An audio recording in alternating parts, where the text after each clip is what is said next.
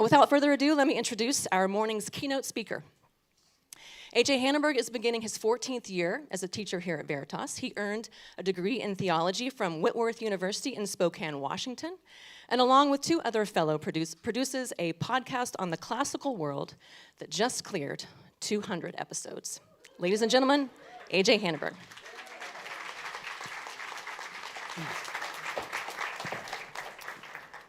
All right, good morning. Whoa, that's not.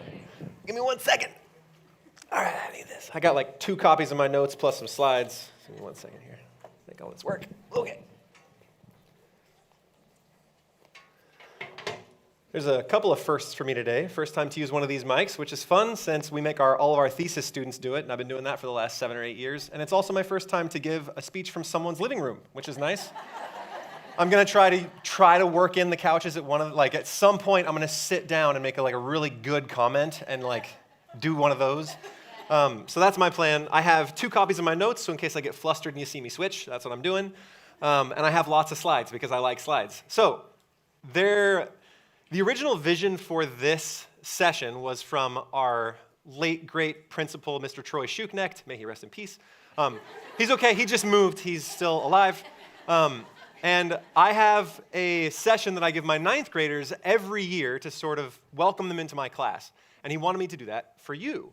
The problem is that that's a really interactive style thing, and I get a lot of feedback from them, and it's more of a discussion. And it would take me roughly 2 minutes to get through what I do with them. So I had to add a little bit of content. So I always err on the side of too much information. So if you see me skipping slides later, it's because I've over-prepared, and there's just some stuff you don't need to know. So if it just zooms by, just think, oh, that was pretty worthless, and then you can feel good about yourself. But if we might get a little bit into the weeds today, but hopefully it's all stuff that you will find good. But as far as useful things, I don't know if they'll be useful. I've always wanted to be one of those speakers who tells you good theory, and you're like, well, there's nothing practical in there at all. But man, it's so inspiring. So that's what I'm shooting for. So this is what I do on the first day besides morning summer. And I'm going to make extensive use of stock images that I found on the internet just to spice up my presentation a little bit. So my first one is, on the first day, I have excited students walk through my doors, and they are so excited to be there, and they are terrified of me, and they're terrified of high school, and they have brand new little notebooks. And this stock image, I guarantee you, was made to put stuff on that paper, but she has a certain attitude, and I think it changes if you just do that. Man, the look on her face has I'm gonna make good use of that in emails in the future. All right, so they all walk in, and I have a question on the board, and it's, what is the essence of education? Why are you here? What does education tell us? And they really want to give me the answer I'm looking for. But I say, all right, figure it out. You guys have a discussion. I'm going to step back and propose things. I'll just write down the stuff you propose on the board, and then we'll talk about it later. And so I get all kinds of offerings. The first one that they offer is typically college, right? Isn't college the reason that we're doing this, is to get into a good college? And so I make an attempt later in the class to debunk every single one of these, and I say, well, what about this guy? That man didn't finish college. Would you say that his education was a failure? And if you wouldn't say that his education was a failure, well, then it must not be college, right? Because education can succeed without it. Okay, what about a job, right? What if the answer, the telos to education is a job? That's what we're really aiming for. Well, what about this guy? Who, I know it's a stock image, but I happen to know his backstory. So this guy got his PhD in particle physics. He's very smart. And then he graduated, and his father-in-law, who was a veteran, got disabled, and his pension was enough to support both of them. And so this guy spends all day reading about particle physics and helping his veteran father-in-law. And would you say that his education was a failure, even though he doesn't technically have a job, right? Would you look at a graduating senior from college and say, you don't have a job yet, your education was a failure? I don't think so, right? So it might not necessarily be job. Job probably isn't it either. Okay, what about money? Is money the goal, right? Both college and job, you're on this track to make money and live a good life. My example for this is usually this guy. I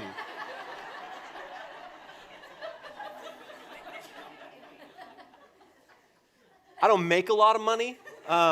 As you can have probably gathered by my scuffed old teacher shoes, these have seen some miles. So, and I say, what about me? And the students look terrified because they don't want to give the answer, well, your education was a failure. They're just not willing to do that on day one. Later near Christmas, they're more willing to say that thing, but usually not on the first day. So it can't be money, right? Can you have a successful education without money? Well, what if it's to help society, right? Could it be to help those around you? This is the best picture I could find of a hermit.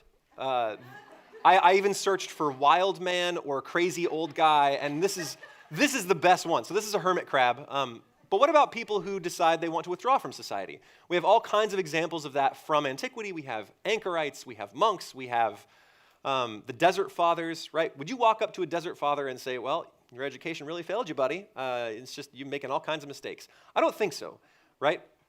So hermits kind of disprove that one. What if it's to learn social skills, right? What if it's to enculturate us into the society we're in? Well, what about homeschoolers? This is what came up with homeschool. I really like this picture. Look how excited he is. It's so dynamic. Whatever's going on that screen is just enthralling. So what about homeschoolers or people that just tend to lack social skills? If you've ever talked to computer programmers or engineers, well, some of them are very engaging, but some of them lack social skills, right? Would you be willing to say that their education was a failure just because they have a hard time talking to people? I wouldn't say so. That's not really fair. Okay, what if it's just life skills? Okay, well, maybe, but what do you mean by life skills? Right? That's a pretty vague notion, right? That doesn't really tell me how to put my class together or what to look for when I'm going to a college or talking to a teacher or talking to a professor. That's just a general sort of anything that you can do kind of bucket. That's not really helpful. What about to help others? Maybe that's a part of it. But again, it's that same sort of thing. What exactly do you mean? And could I do that without education? Could I join, the Red Cross and go out there and, haul rice for people and help others and not have an education? Absolutely. The other one is to teach us how to think. And I think students tell me this one because they've heard it. And even as a student, I found this to be the most insulting thing a teacher had ever told me, right? That you've come here to learn how to think. And I was like, bro, I know how to think. Like, I put on my clothes. Like, I know how this works. I learned logic. Like, get off my back. It was so insulting for them to tell me that I didn't know how to think. And in truth, in our school, there's only one or two classes that really teach you a method of thinking. One of those is science, and the other one is logic, right? If you're doing English, right, there might be some things you learn, some criticism techniques you learn, but in general, how to think is not necessarily what we're doing. There's a lot of what to think, right? There's a whole ton of that. There's a lot to memorize. There's tests they got to take. How to think is a side bucket. But man, it sounds so good that teachers say that all the time. But I just think it's not fair to students, especially older ones. Okay, and then finally they land on something nebulous, like success. And I say, all right, what does success mean? And they have no idea how to answer.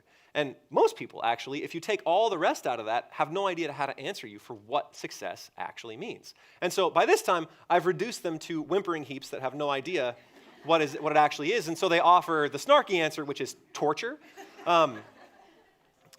So I usually just move past that one. The telos of education is obviously not torture.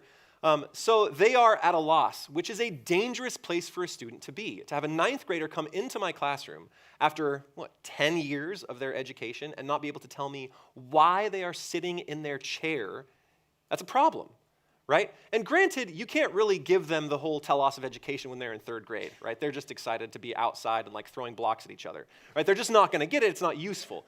But as they grow, that information is something they know. Would you labor for 10 years without knowing the purpose of your efforts? Right? How many people would leave a job after 3 years of not knowing where your effort is going? Right? So to asking students to labor without them knowing why they're here it's hard. No wonder some of them get disillusioned. And in fact, the kids who actually do have virtue, who don't find their worth in money, job, college, social acclaim, they sometimes get the most disillusioned of all if they keep on being told that the purpose of their education is college, right? They should rightly question that. All right, so they don't know what they're doing. So I have to give them the answer. So here are some proposed definitions of education. I've included two there for you. So Plato says a proper cultural education would enable a person to be very quick at noticing defects and flaws in the construction or nature of things. I don't know why that question mark is there. I think it's a copy error. In other words, he'd find offensive the things he ought to find offensive. And here, I think it's in a passage talking about music and cultural education about music. So the more he listens to good music when he's young, the more later, like that music will have sort of saturated his bones, and he'll be able to say, that's a wrong note. I know what's good and I know what's bad because it's sort of been a part of my upbringing. So knowing what's wrong.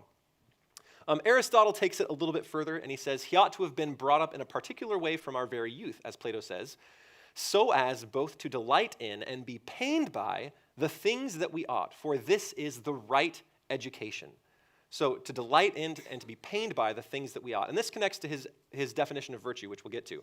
So I give my students my definition. And I added a little bit to Aristotle. I know, the hubris is shocking. So the essence of education is to come to love and hate what they ought, and to possess the means to pursue happiness. So I added that second part because it seems unfair to teach a kid what's good and what's bad and make them love the good and hate the bad and then not give them the skills to pursue the good, right? And here I say happiness, and I know that the Christians in the audience are saying like, yes, but suffering, and really excited about all that. So there is a common mistake about wise people, and I hear it repeated from my students all the time, and it's that wise people are sad, right? That the wiser you get, the more you will grieve. I would say that this is a modern invention, right? And it comes from probably the existentialists, who are probably a pretty sad bunch, along with the nihilists, who didn't have a good time with almost anything. Because what does it matter? So I think we have gained that notion of wisdom from them. But if you ask anybody prior to that bunch of guys, right? If you ask Plato, you ask Aristotle, you ask the Stoics, you ask any of those old philosophers, they would say that the wise man is the happy man, right? That a wise and virtuous life leads to happiness. And so that's why I've put happiness up there, is because it is directly connected to a wise and virtuous life. All right, so I give them this.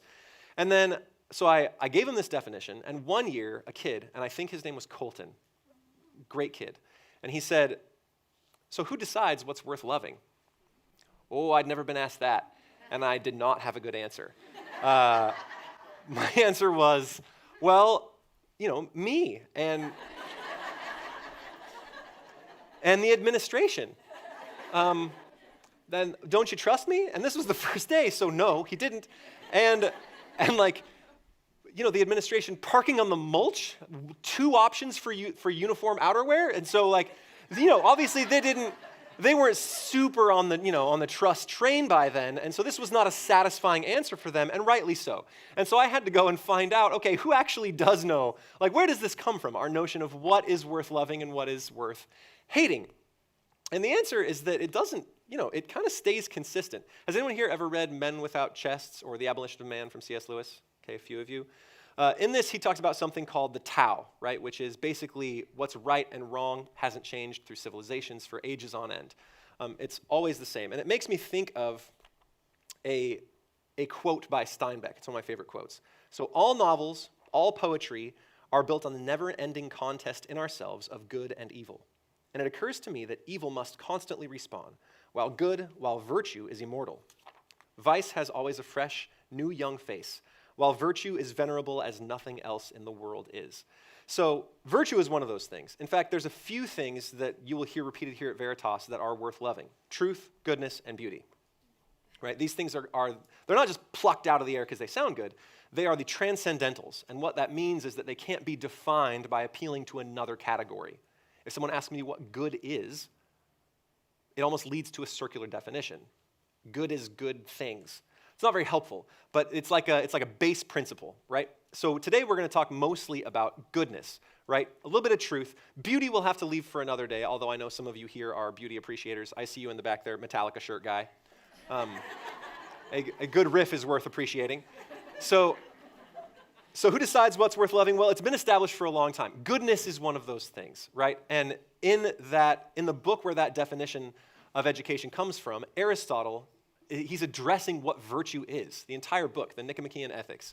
And so a little bit of today is going to be pulled from Plato, a little bit from Aristotle, and the rest from other folks. All right, so what is worth loving? We talked about that. Okay, so to talk about virtue, how many of you could confidently give me a definition of virtue? so we got one, all right. So if you are feeling, kind of scared of doing that, well, that's not a great thing, to not be able to define virtue for your students or be able to give them a good framework for what that looks like. Like, we talk about virtue a lot, and for most of us, we can identify it when we see it, but having a framework for it is really tough to get. So the framework for virtue, as people have understood it for 2,000 years, comes mostly from Plato. And so to understand Plato, I've looked up this stock photo, and this is one of the very first photos that comes up when you search man. In fact, it's the first one that has a full body. So this is man here. And for Plato, man had three parts, right? It's called the tripartite soul. His soul comes in three pieces. The first part is the appetites. So this is stuff you want. You want things. You want ice cream. You want good sleep. You want good food. You want to hang out. You want to binge Stranger Things. You want these are the things that you want, right? This is your appetites. Like your soul, your body will crave stuff. That's first part. Second part is your reason, right? It's the thing that tells you that maybe binging all of the most recent season of Stranger Things is a bad idea because you have a presentation tomorrow and you should be doing that instead, right? So he's like, there has to be at least two parts of the soul because we often find ourselves in conflict. I have a thing I want to do and a thing that tells me I should not do that thing, right? This is pretty common. Like, you have the thing that says, I just broke up, I deserve a whole pint of Haagen-Dazs. And then you have the thing that says, I shouldn't eat the whole pint of Haagen-Dazs. I should go out and exercise and get some sun and maybe talk to friends and stop listening to depressing music. And so you have these two things in conflict. Well, there must be some third thing that regulates between the two, right? Because some people will immediately dig into that pint of Haagen-Dazs mixed with their tears. And then the other person will go out and exercise instead. And so what is that go-between that kind of regulates between these two? Well, that is your spirit or your will, right? There has to be some in between. And this leads me to one of my favorite quotes from this section of Plato. Let's see, where is it? Oh man, please tell me I copied it. Oh, I think it comes later. Okay, cool, I think we're all right. So each one of these pieces has a virtue connected with it, meaning a right way for it to function, right? These can function incorrectly, but there is a way to make them function right. So the first one is prudence. This one connects to your reason, right? If you know what to do and when, and you wisely give good advice, and you wisely apply yourself in situations, and you enter team meetings with grace and forgiveness, and all of these things, then that is prudence, right? You know what to do. It's the right functioning of your brain, right? You know you should stop listening to sad, sappy music once you've broken up with somebody and maybe go outside, right? This is your reason functioning well. For appetites, it's temperance, having just enough of the thing, but not too much, right? So yeah, having maybe a couple spoonfuls of the Haagen-Dazs is okay, right? And then you can move on. The third thing is, in the spirit or will, this is fortitude or courage, being willing to do dangerous things, being willing to hold out against the ice cream, right? This is when your fortitude is working well. The longer you can hold out, the better your fortitude is functioning, right? So these are the three basic pieces of the human soul and how they function together. Well, there's a fourth thing, and this is what all of Plato's Republic is actually out to discover, this fourth thing, and that's justice. So justice is when those three things are working in concert or in harmony, right? So my appetites don't take over and totally subdue my reason. You would call that kind of person a libertine, right? Or someone that has too much will and that starts to take over their reason, right? Their will or courage is on top. We'd call that kind of person foolhardy or rash, right? They rush into things and they're just kind of doing stuff without thinking about it. This is probably most teenagers, right? Their courage, their fortitude is just through the roof and their reasoning is just in the floor. And so they do things like jump off high buildings with no padding, like that kind of thing. That's a very teenage thing to do. And so this is justice in the person, the functioning well, and then justice outside of the person. Would this be the society functioning in the same way, right?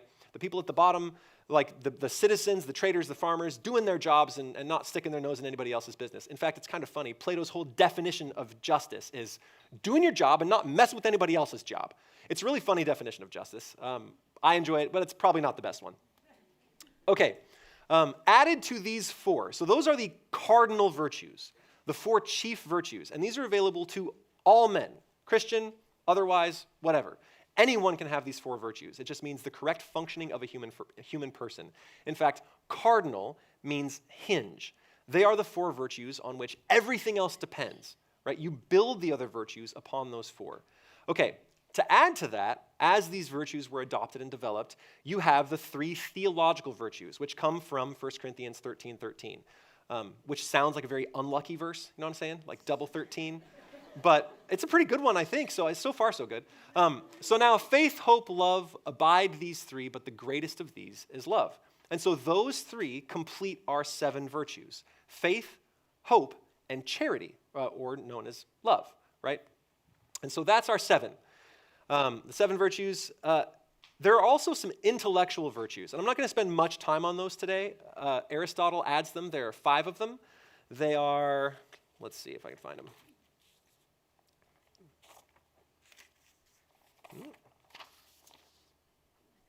Science, art, practical wisdom, intuitive reason, and philosophic wisdom. It just basically concerns the correct functioning of your mind. So a lot of that also happens in school, and they respond incredibly well to teaching. Okay, so we have what's worth loving, virtue, the correct functioning of the person. And it seems weird to give you these things from Plato and from Aristotle and to claim that they're still good, but they haven't changed, right? These same virtues were approved by Ambrose, Augustine, eventually St. Thomas Aquinas, and if you want a good definition of them, they're in the Catholic Catechism, right? Really good definitions of these 7 virtues. They have been maintained and adopted by the church. I'm not giving you something that has passed into antiquity, and they give sort of the bedrock for our continued understanding of the virtues today. All right, so what's worth hating? The 7 deadly sins. So the 7 deadly sins actually found a different genesis. Didn't come from Plato, came from a completely different thing. Came from a fellow named Evagrius. And Evagrius was, I think, a desert monk? Yeah, a desert monk. And he actually wrote a little treatise. It wasn't a big deal. And he said, for all my new monk bros, when you come in, you're going to struggle with 8 things. And it wasn't originally 7, it was 8. It was called 8 tempting thoughts. And he said, this is just it's just the stuff that's going to come up when you start being a monk, right? You're going to deal with gluttony, like wanting food because they didn't eat a lot of food. He's like, that's going to be one of the first things is you're just going to be starving all the time. You're going to wish you were around ladies some. That's another problem you're going to have. You are going to want money because, oh brother, you are going to be poor. You are just going to have a nasty old, fleece jacket or whatever they were wearing back then. And then dejection or sadness after that, after you realize that you can't have any of those things, you're just going to get sad and you're going to mope around for a couple of weeks and that'll be a bummer.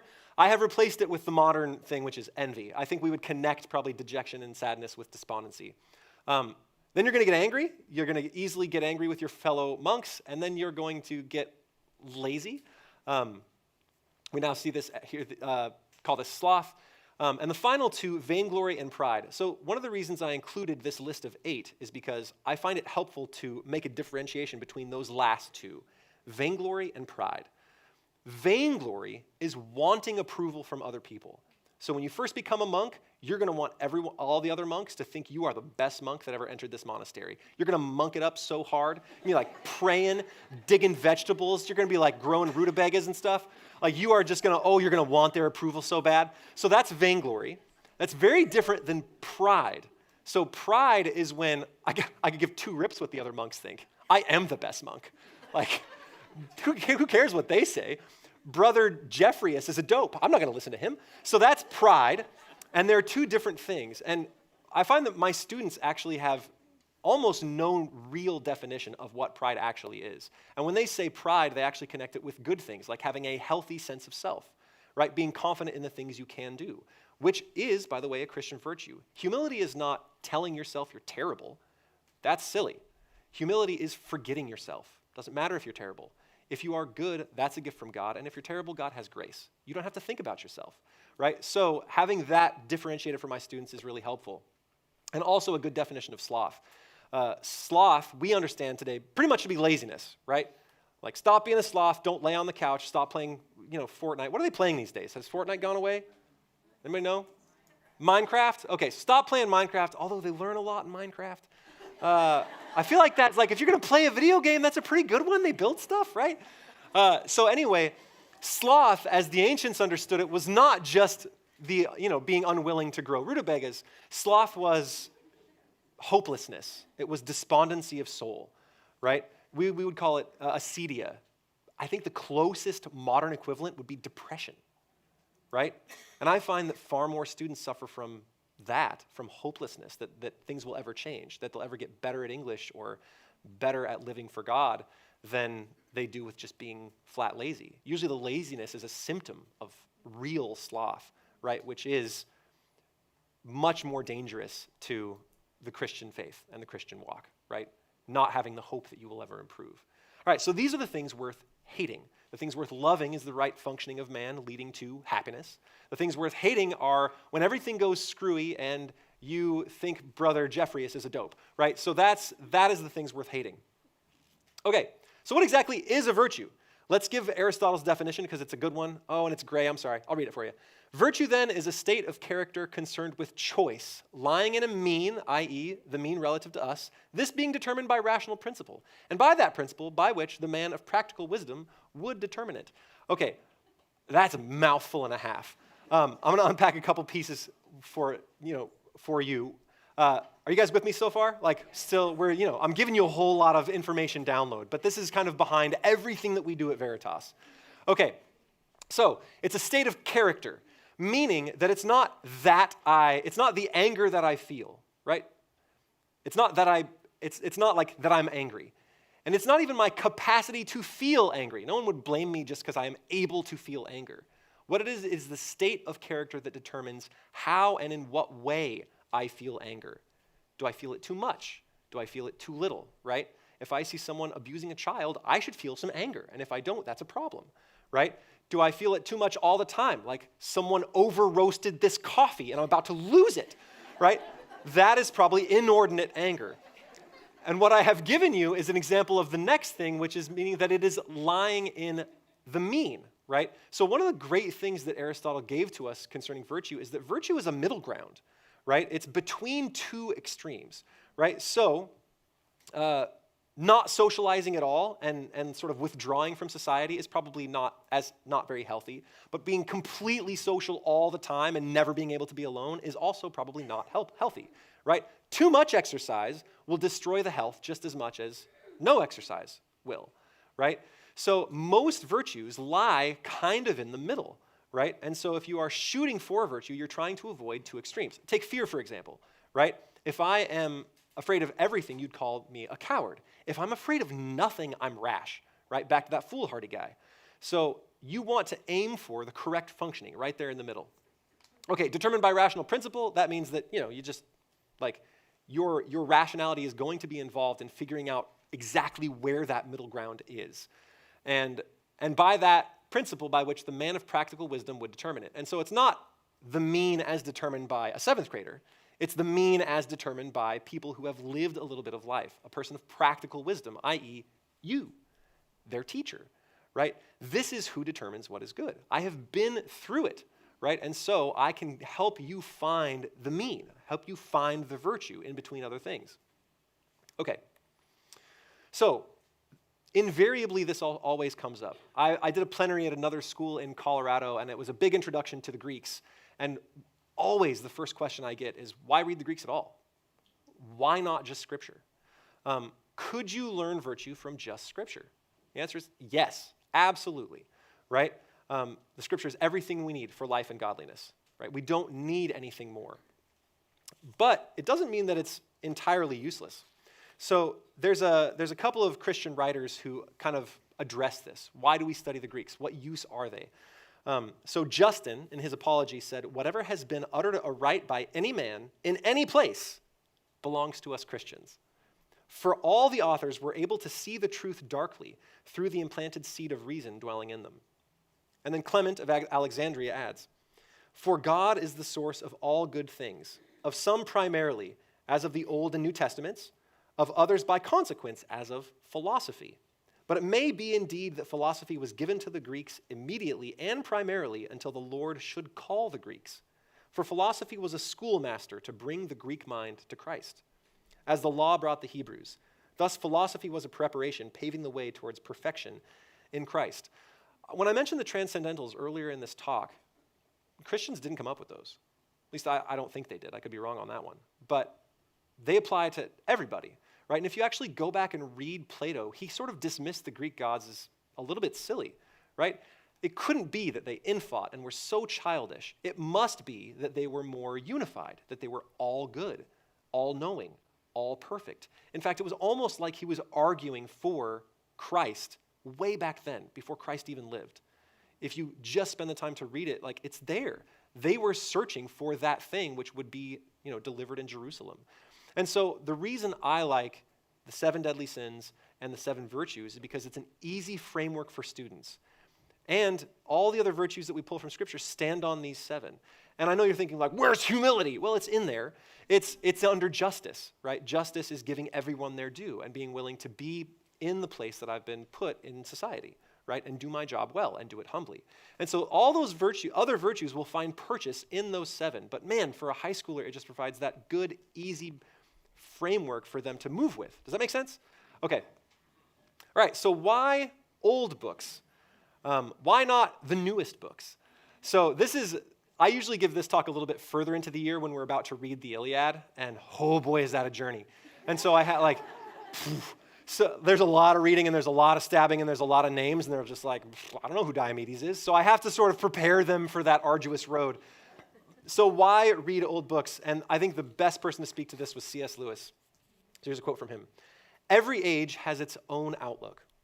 It is especially good at seeing certain truths and especially liable to make certain mistakes. We all, therefore, need the books that will correct the characteristic mistakes of our own period.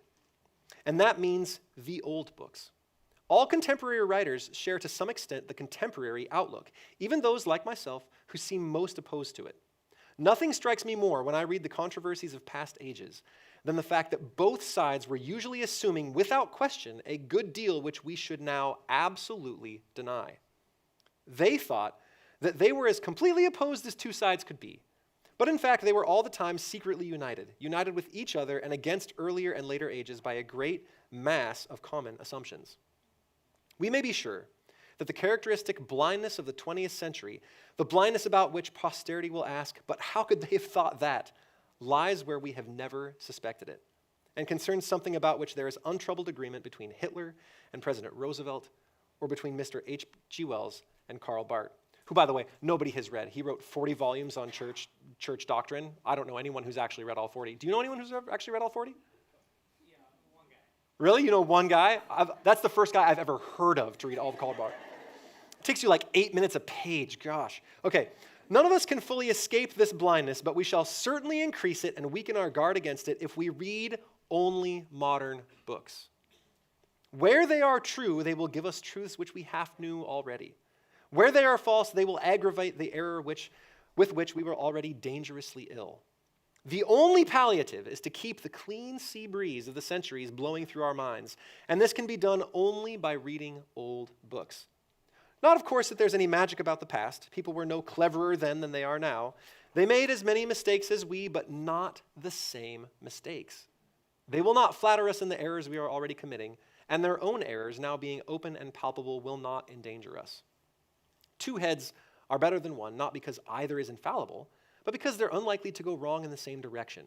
To be sure, the books of the future would be just as good a corrective as the books of the past, but unfortunately, we cannot get at them. All right, so we read old books because they are different, and I find this so true, right? Half of the arguments that I find people arguing about on Twitter are arguments that all make the same common assumptions, right? The arguments that we have about trans people and bathrooms, the real argument is one of epistemology. How do we know things, right? We're arguing about the wrong stuff, and we all have the same common massive assumptions, right? I haven't heard anyone define to me what a human right is for a very long time. But people talk about them a lot, right? As if they know. So these are the kinds of things that old books can give to us. They don't make the same mistakes we do. And again, not all old books are great. In Frankenstein, it references, as he's creating this creature, this book that he read about, like, the Book of the Dead. Well, I was so curious. I was like, cool, if it can teach you how to make a big monster, like, I'm on board. It is terrible. All it is a whole bunch of stories, like, randomly connected to death. Like, one time, we buried a guy, and he smelled like a candle for a week. And that's the whole story. It's useless. I wasted every minute of my time with that book. So not all old books are good books. We want to avoid the chronological snobbery fallacy, which says that everything old is good. I think classical schools are especially prone to that one, while modernity is especially prone to the everything new is good fallacy, right? There is a thing about old books, though, that the longer they have said something to humanity, the more likely it is that they say something to what is deep in the core of us, right? That's why people still like the Iliad, the Odyssey, all of those old books that say something to who we are. That is why we read them. And because, weirdly enough, they are a wildly different culture than we are, right? If you're looking for multicultural, you can't do any better than like a Greek from 2,000 years ago. He is nothing like modernity at all. Okay, and that leads me to, why these old books? Why not different old books? Why have we selected these ones specifically? Well, firstly, nothing's stopping you from reading other ones. By all means, read more old books. I will never argue with you about that. But at some point, you have to make a selection for curriculum. So why these old books? Why the Western canon? Well, it'd be probably hubris of me to say that all of you are Western in this audience, but the grand majority of you are. You are here, you're listening to me in English. The Western canon is what has built your world. When we say human right, we get it from the Western canon. Our government is built on, what's that guy's name? I just did a podcast on him. Rousseau. So our government is partially built on the ideas of Rousseau, which references heavily the French Revolution, right? All of whom, and this is why I'm resting so big on Plato and Aristotle today, all future philosophy rests on those four shoulders, right? Aristotle, Plato. So it is a study of what our world currently is. You're not reaching back into something that has no influence on today. You are finding the first stuff to influence us, right? Can you read the Eastern canon, right? Confucius, the Tao. Absolutely, please do. But I will say that having read the Tao and read a little bit of Confucius and some of those Eastern things, they would readily shake hands with the Stoics. What they wanted was virtue and for you to align yourself with nature. They weren't saying much stuff that was really that different, right? They were all kind of hitting on the same thing, which is that the virtuous man is happy. I do want to address 3 mistakes that come up with these old books. Mistake number 1, and this has most to do with the accusation that the Western canon is written by a bunch of rich, dead white guys. I've heard it a lot, so let me address some mistakes. First mistake is that we shouldn't mistake the medium for the message, right? The message is what's important. So don't look at the person that wrote the book and dismiss the book because of who wrote it. That's a danger, and I think a modern danger, to dismiss things because of where it's coming from. It amounts to an ad hominem fallacy, attacking the person rather than the argument, right? We are concerned with the message. The second mistake is that diversity, and this is probably the most controversial thing I'll say today, diversity is not in itself a good. It is a subordinate good. It is good for the sake of something else. We like diversity because it leads us more likely to a truth, right?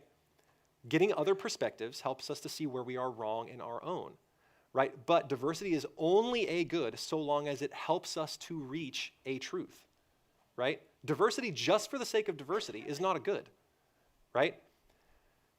And I think the best way to prove this is to say that we still put limits on diversity, right? We could invite all kinds of people up here to speak, but we probably wouldn't want to invite, someone who loves murdering, right? They're just like, what's the best? Murdering people. I just love it. I do it all day. But that would be a diverse perspective, would it not? Absolutely. But we're going to put the fence up right there, because what we are concerned with is reaching a truth, not necessarily getting a full diversity of opinions, right? We still put those rails up.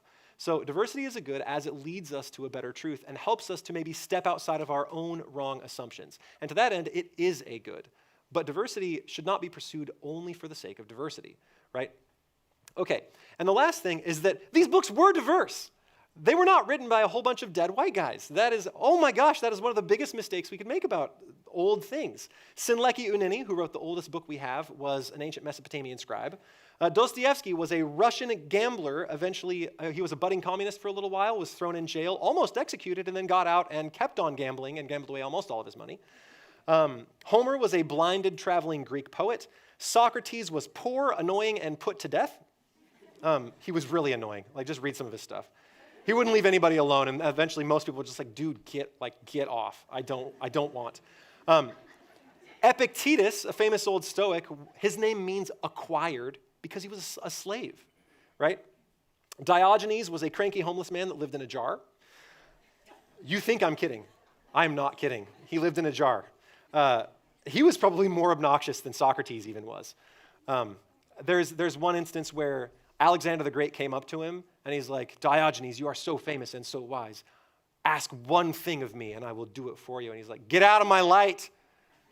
Like, that's who Diogenes was. And he used to wander around town with a lantern, and he would stick it in somebody's face and be like, ugh, and they'd be like, dude, what are you doing? And he's like, I'm looking for an honest man. And he'd travel on it. That was like his whole shtick. He was a jerk, and they were like, he's so wise. Okay, Oscar Wilde was imprisoned for homosexuality and died in obscurity. We have Mary Shelley, Jane Austen, Charlotte Bronte, Teresa of Avila, just to start the list of women in the Western canon. We have Thomas Malory, who wrote the Chronicles of King Arthur. He was imprisoned. His friends broke him out of prison, where he robbed a church and went on a pillaging streak, and then he was put back in prison, where he wrote his book. Van Gogh was mentally addled and had synesthesia. Do you guys know what that is? It means your brain mixes up inputs, right? So that's why his paintings were so colorful, is because he was mixing up like his sounds and everything was kind of mixed together. My nephew has it. For him, numbers are colors. You'd be like, what's 13? He's like, light orange. And you're like, you're a weird kid. Helps him do math. It's pretty cool. Okay, I wonder if math is like painting for that kid. It must be so fun. All right, so the Bible is from Egyptian slaves. And speaking of Egypt, Augustine was also Egyptian, right? He's from Africa. Dante was an Italian exile that never got to go home and depended on everybody else's money to live. Alexander Dumas was the son of a slave woman. So as far as diversity, like, yes, granted, they're mostly European.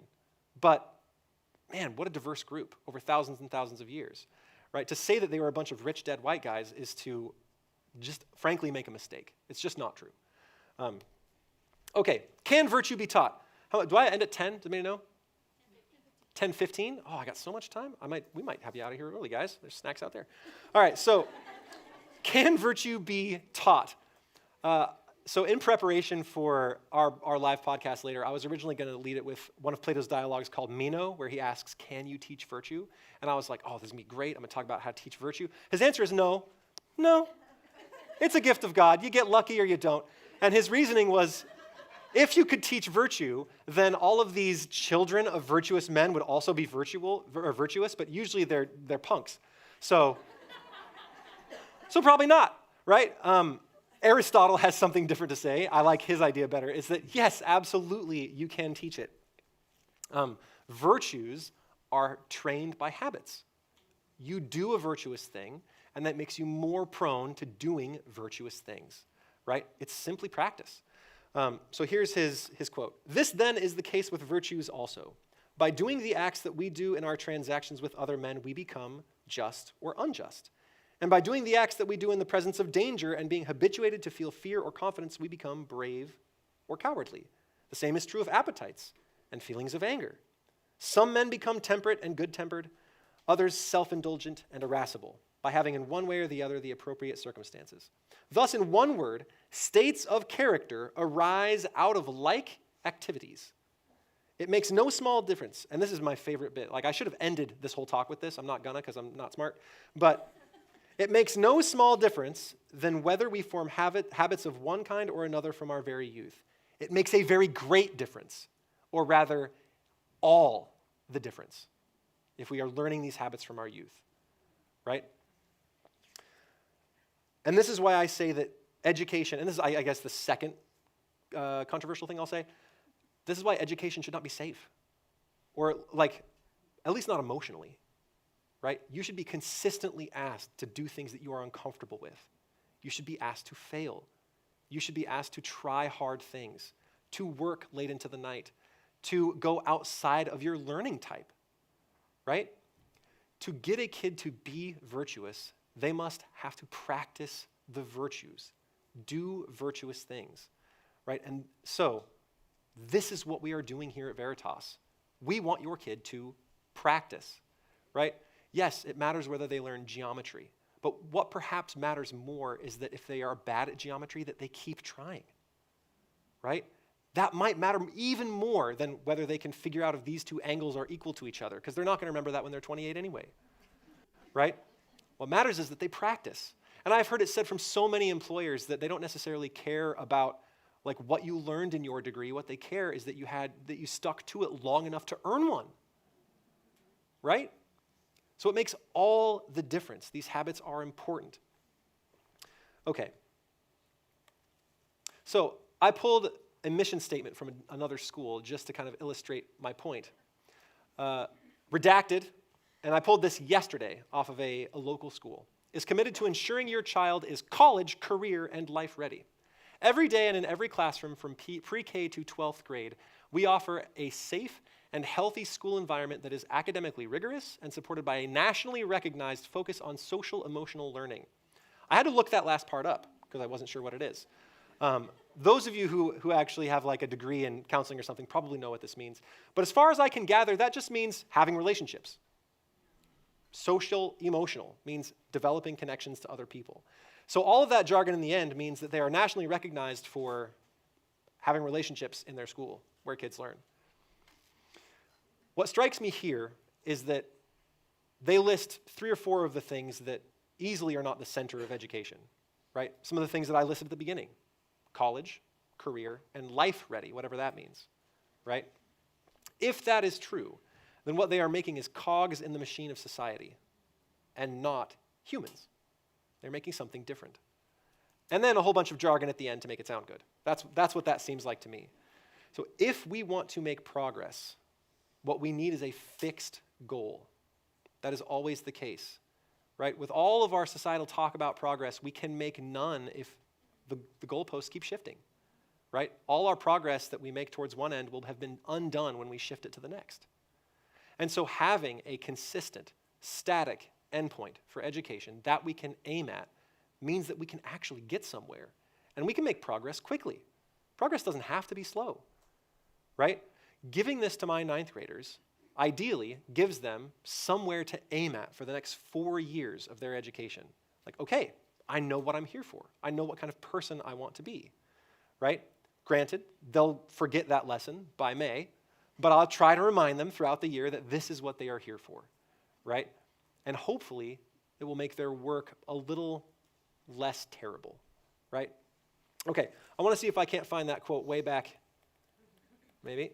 Oh, hold on. Because it's so good. I think it's tools, maybe not. Apparently it didn't save my notes. That's okay. So the fun quote that I'm missing, consider that last thing I said to be the end of my talk. This one's just a fun thing.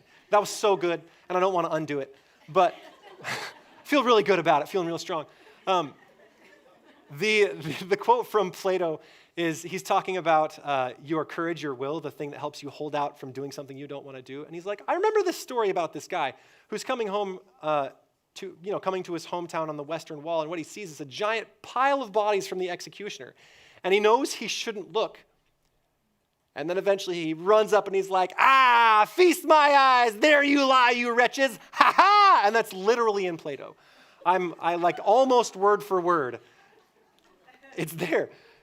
So if you want to start somewhere reading philosophy, Plato's probably an easy and fun place to start. Save Aristotle for later. He's a little rougher. But there you go. It looks like I'm ending early. That's about all I have to say. So thank you for hearing me out. I'll see you next time.